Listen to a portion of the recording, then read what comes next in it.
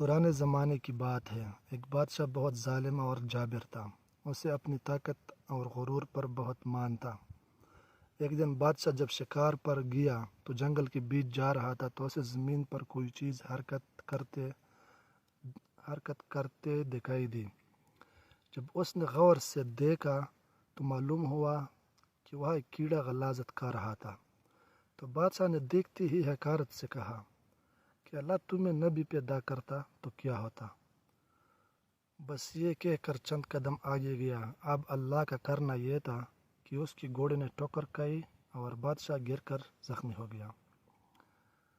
محل پہنچ کر مرہم پٹی کر دی لیکن اسے آرام نہیں ہوا۔ وہ دیکھتے ہی دیکھتے چند دنوں میں وہ چھوٹا سا زخم پورے جسم میں پھیلنے لگا۔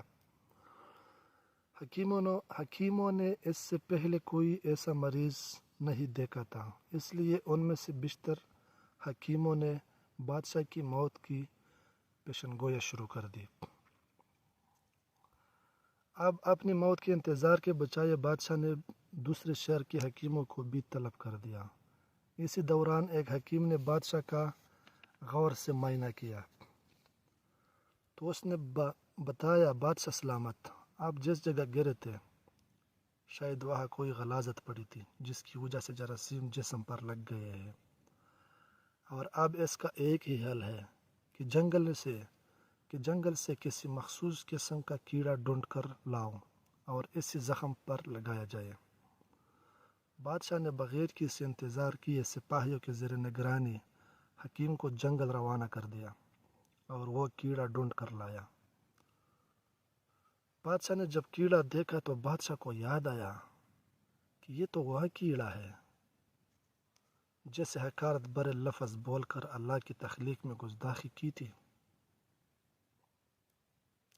اس لیے بادشاہ کو اپنی غلطی کا احساس ہوا اور اللہ سے معافی مانگ کر سجدہ زیر ہو گیا۔ جب اس کیڑے کو زخم پر لگایا تو چند دن بعد صحت یاب ہو گیا جسے کوئی مرض تھا ہی نہیں۔ تو میرے پیارے دوستوں، اللہ نے اس دنیا میں کوئی بھی چیز بیکار یا بے مقصد نہیں پیدا کی ہے۔ آج جو چیز ہمیں بری یا عجیب لگ رہی ہے، کیا پتہ ہمیں اس چیز کی سب سے زیادہ ضرورت ہو۔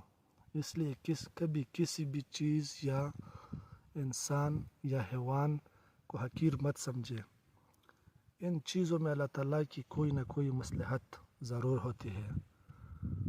پیارے دوستوں، اگر ویڈیو اچھی لگی ہو تو ویڈیو کو لائک، شیئر اور چینل کو سبسکرائب لازمی کریں۔